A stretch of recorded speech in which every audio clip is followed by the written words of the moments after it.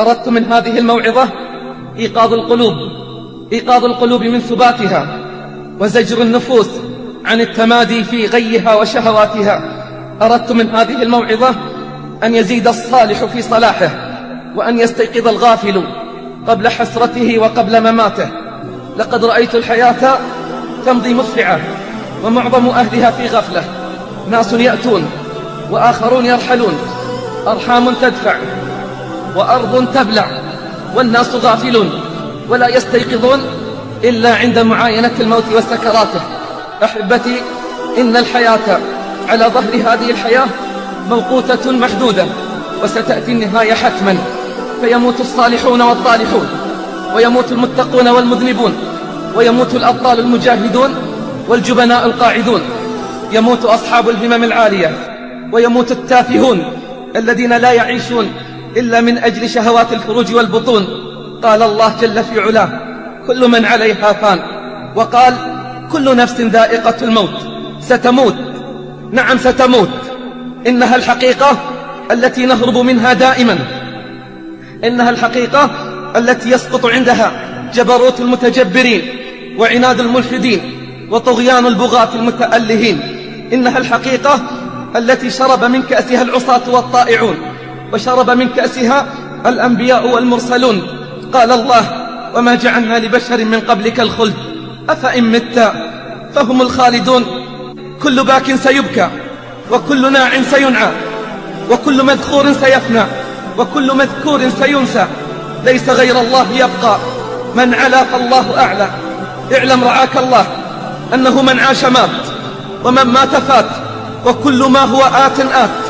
من كان يرجو لقاء الله فإن أجل الله لآت.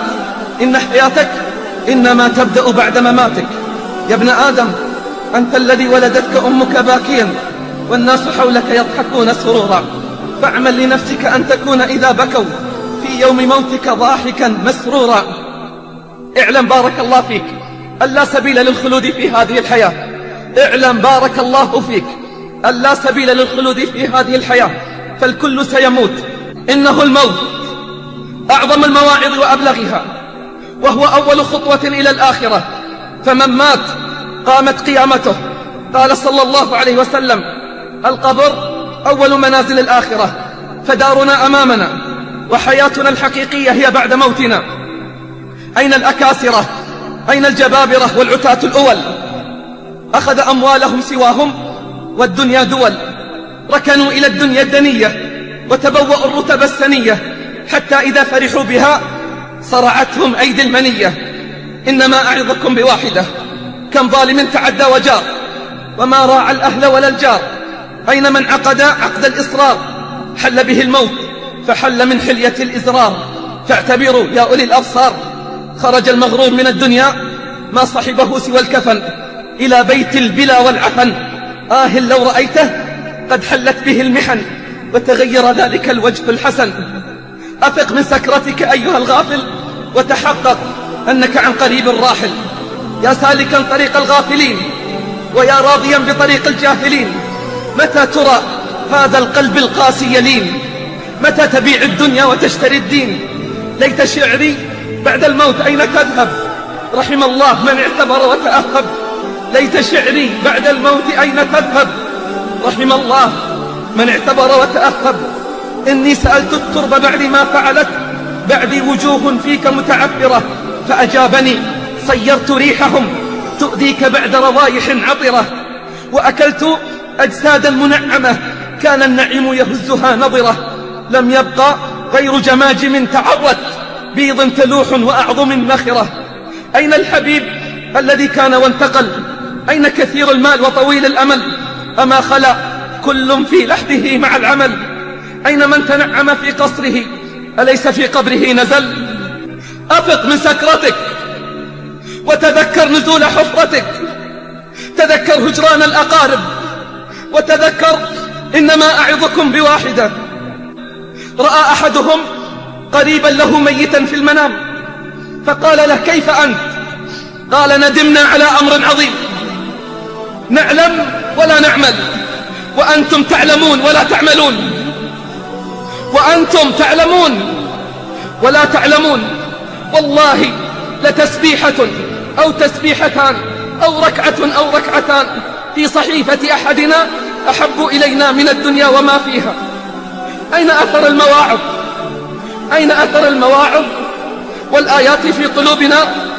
أين أثر كلام الرحمن في حياتنا؟ إذا جاء الموت لم يغن عن المرء ما كان فيه من اللذة والنعيم.